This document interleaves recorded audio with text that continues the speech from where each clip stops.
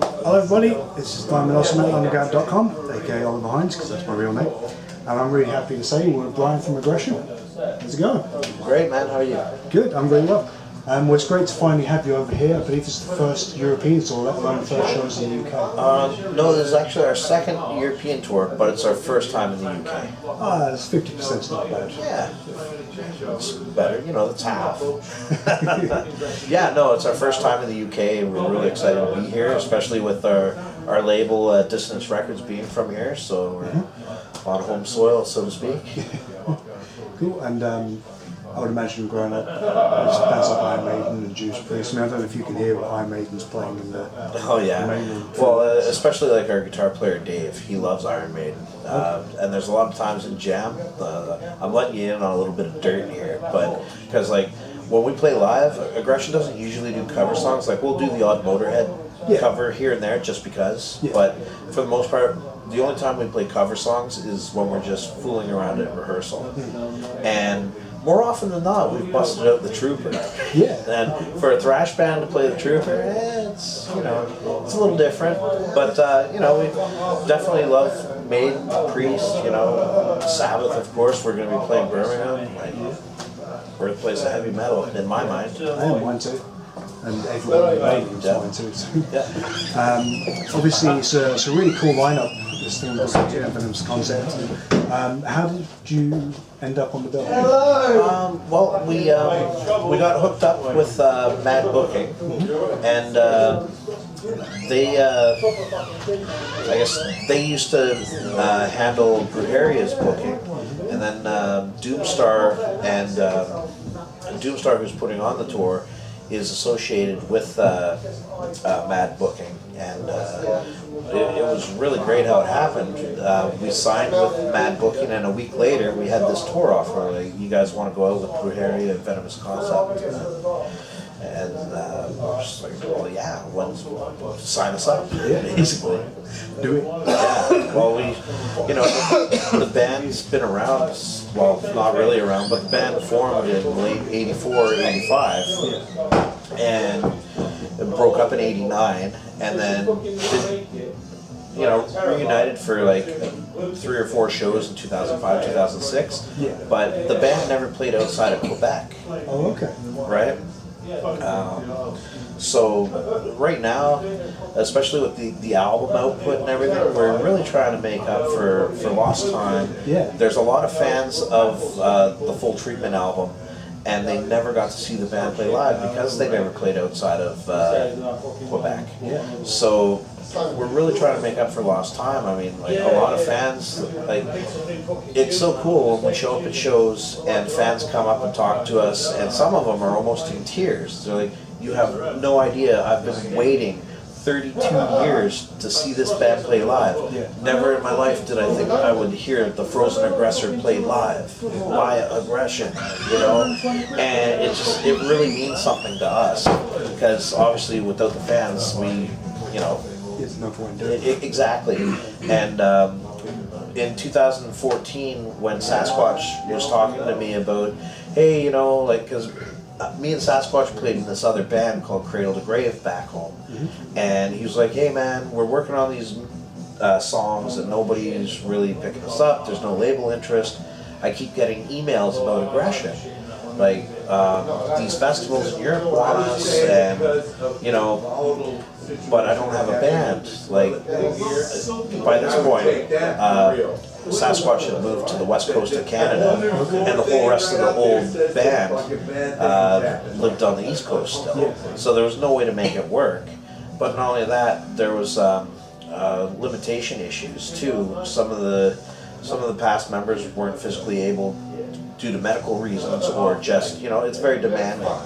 So some former members either weren't able to handle playing it anymore, or it was just a case of, okay, the band's going to be a thing, but it's going to be centered on the West Coast. Can you move from the East Coast to the West Coast? And a lot of them, you know, they're in their 40s, early 50s, their life's established, they're not going to uproot to move for, you know, a band. Yeah. So, totally understandable.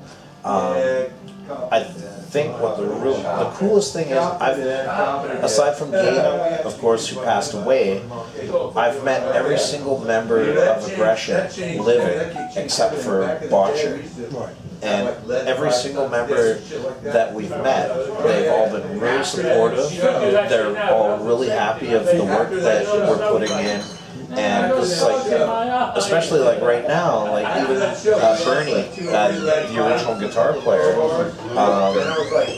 and the original bass player, they're messaging us saying, hey, you know, like, you're living the dream that we had back in 1985, and we're so happy that it finally happened. Yeah. You know, and to have their blessings to move forward with the band and do what we're doing, and that they love it.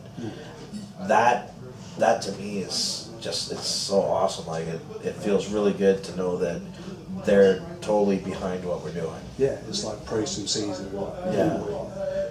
But Aggression is one of those bands, like Death Angel and a few other thrash bands from back then, in that recent output has been much busier, well, not necessarily busier, but more of it than back in the heyday, so to speak.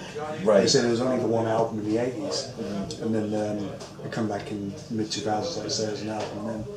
But there's been the new album, Here's to not playing with Pyro. Thrash came out last year, and it was 1-2 years before that, so Aggression's really hitting it hard. Oh, absolutely. Like,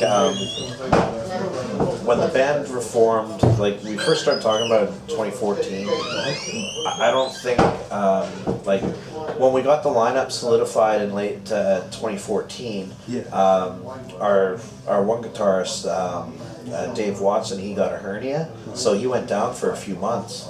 And so there was a period of time where we weren't really able to practice, or, you know, and so in early 2015, when Dave was all healed up, practices resumed and everything, and yeah, our very first show back was the Defenders of the Old 3 Festival in Brooklyn, New York in March. I think it was March 13th, 2015. But like, the thing with Sasquatch is, back in the 80s, he made a bunch of cassette tapes with riffs. Right. And I kid you not, there's an Aggression vault, and there's close to 100 songs that we haven't touched that Sasquatch wrote back when Aggression was having their first run.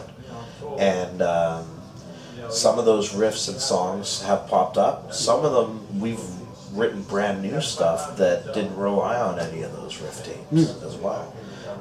So there's a wealth of material. It's just a matter of us to get to it. And shortly after in 2015, we got Eric Galley. Galley Records helped us out. He put out an album for us, and so did Morbid Moon Records, Mark, as well, Morbid Mark, and Dave Gonzalez in Europe as well. He put out our Fragmented Spirit Devils album, which, you know, the first album that we put out in 2015 was a compilation. We recorded 4 new songs, and then there were 2 old demos that were never heard, and that got put out in 2015. 2016, we came out with Fragmented Spirit Devils, and that album was the first album in almost 30 years that featured all brand new material. And so that was 2016. In 2017, we actually had the Feels Like Punk, Sounds Like Thrash record written. Okay.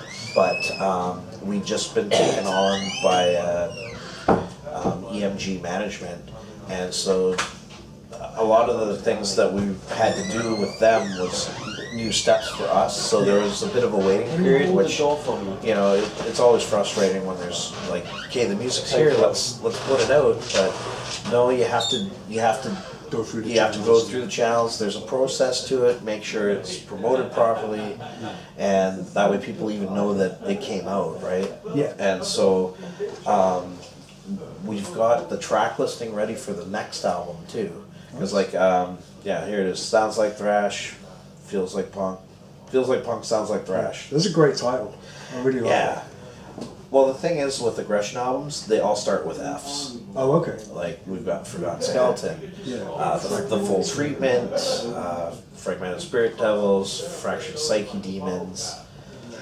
Yeah, Do you know why that is? I do know why that is, and I'm almost embarrassed to talk about it. But I'll tell you. Okay, cool. I'll tell you. So, Anvil, right? They got Forged in Fire, Yeah. or Pounding the Pavement. Like Yeah. they always do. Alliteration. Yeah, I know. Thank you. Alliteration. Vocalist searching for alliteration.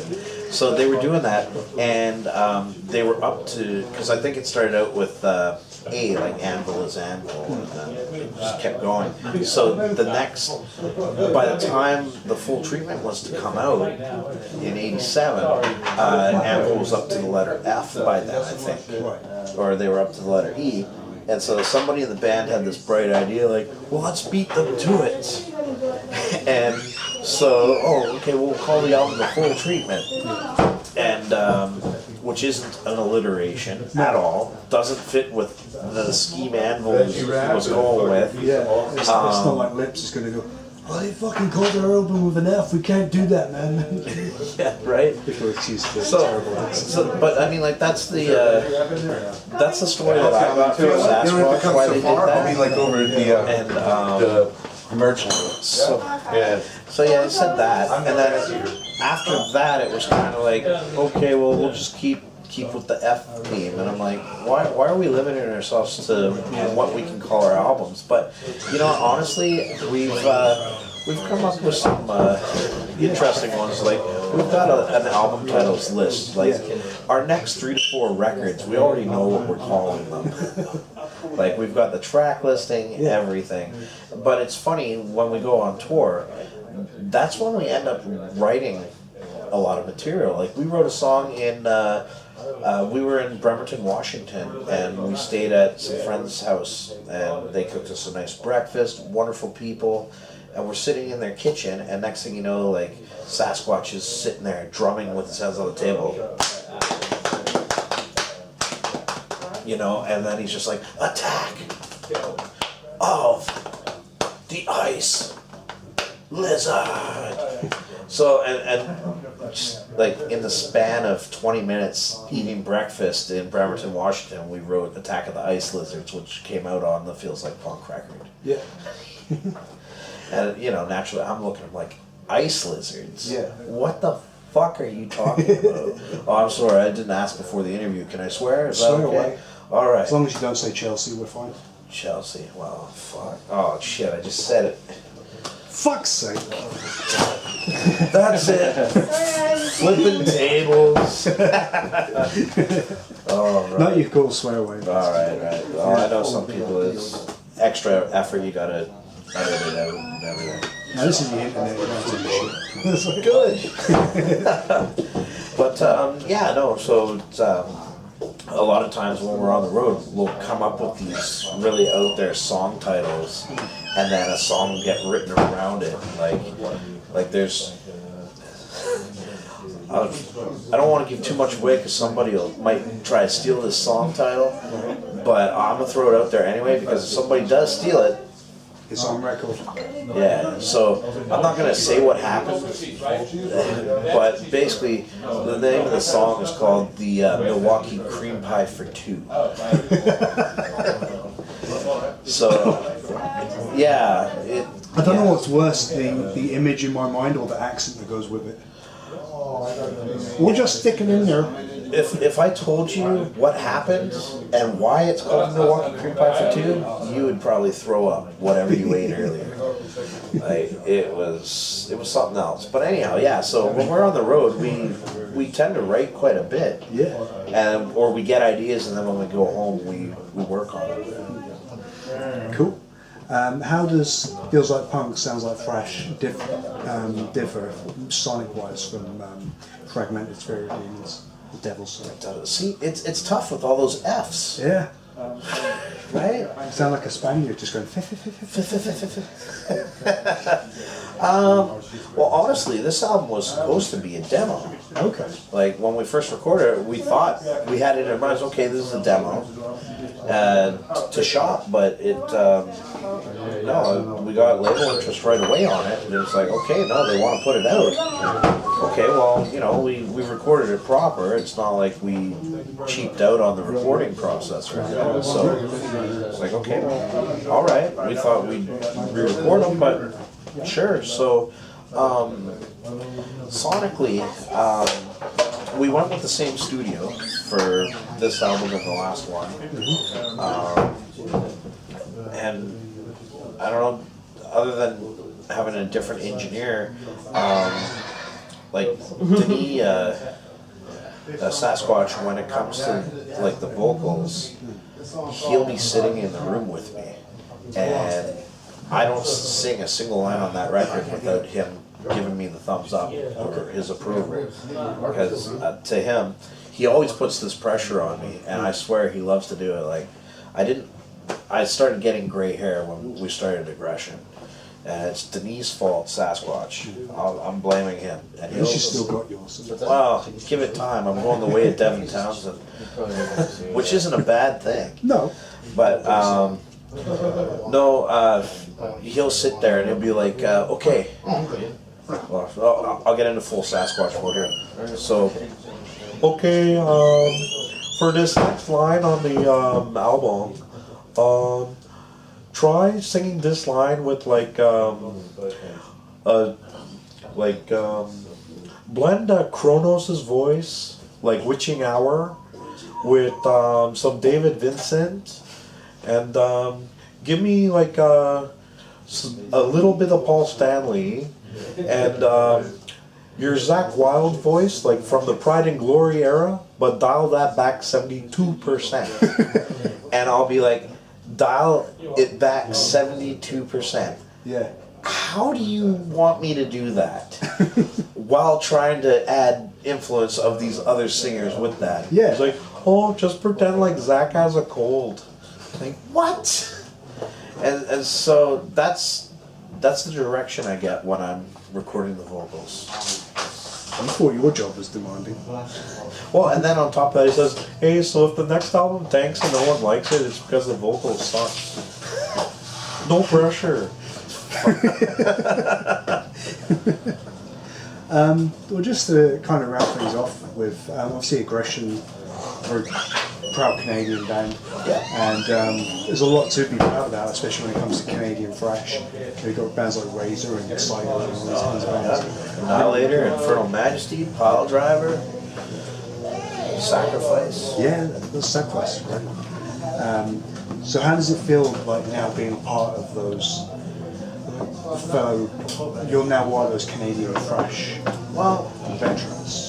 Well, see, the thing is, like, to me, in my mind, like, even if we weren't doing this and Aggression was still, you know, dormant, defunct, not happening, I always felt like, because obviously I knew about Aggression, like, before, you know, and I always felt like Aggression's name should be involved in that list of Canadian thrash bands, and in certain circles it is, but in a lot of them it's not, and I think it's a travesty that we're not included in the conversation. Yeah. And so that kind of helps fuel every live performance and every song we write.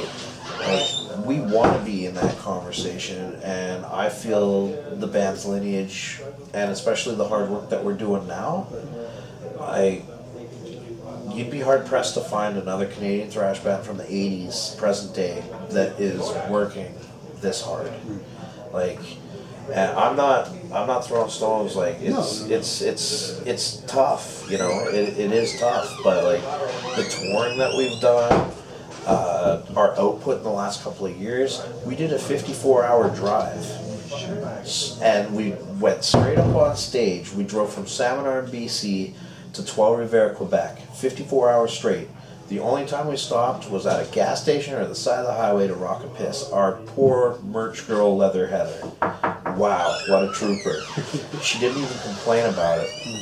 But we got to the venue at Trois-Rivières. The show was already happening, and we loaded in about an hour before we were supposed to go on stage. We go on stage, we get 12 songs into our 14-song set. We're all fatigued, like it's brutal. And then out of nowhere, Denis puts his guitar down, Sasquatch, and he walks off stage, goes outside. I thought he broke a string. So we finished up the song without him. And our sound guy, Brian Eltz, fuck you, Brian, he went outside to check on him, came back and told me, hey, so Sasquatch needs some air. Do a couple more songs, he'll come back and finish out the set with you guys. Okay. So we busted into a 3-song Motorhead cover set. And after the 3rd song, our sound man came back. He's like, yeah, no, the ambulance is coming to get him checked out. So we didn't find out till the end of that tour, but he ended up having a stroke on stage. Yeah. And so he spent the night in the hospital in Montreal. And then the next night we were playing in Montreal. And he met us at he spent overnight in the hospital, and they ran a bunch of tests on him, and they just figured it was exhaustion from that road trip that we did. And naturally, me and the rest of the band were like, well, we want to go to the hospital, we want to go see him. And our sound guy's like, no way, you guys are not going to the hospital to see him, otherwise you'll all get checked in for dehydration. He was probably right, but so the next day, after the overnight in the hospital, Sasquatch showed up at the venue, and we continued the tour without a hitch. And but yeah, I mean, I'm not trying to puff out my chest saying, like, hey, we did this, and like it's a badge of honor, because it's not. It was absolutely stupid, and I never want to do that again. 54 hours across Canada in November? Are you kidding me? Snowstorms, like it was brutal. But yeah, no, like we are working our asses off. We want to be in the conversation, and I'll go on video saying this because I've said it in other interviews too, and I want to challenge. I'm putting out a challenge to all those Canadian thrash bands from the 80s. Like they always talk about the big 4 thrash bands in the States. Nobody says shit about the Canadian thrash metal scene. We're just forgotten. I don't know who I got to talk to. I know some of the guys in some of those bands, but I think it would be absolutely phenomenal if we got 5 or 6 of those old school Canadian thrash bands from the 80s, a tour package together, and just tour it. Yeah. Like let's go do it. Why not? Absolutely. And we should do it while those bands can still do it. Yeah. Bring it over here. Bring it over here. Like, I don't know what has to happen to make that happen, but I think that would be amazing. So do I. I'd love that. And I think aggression should be part of it.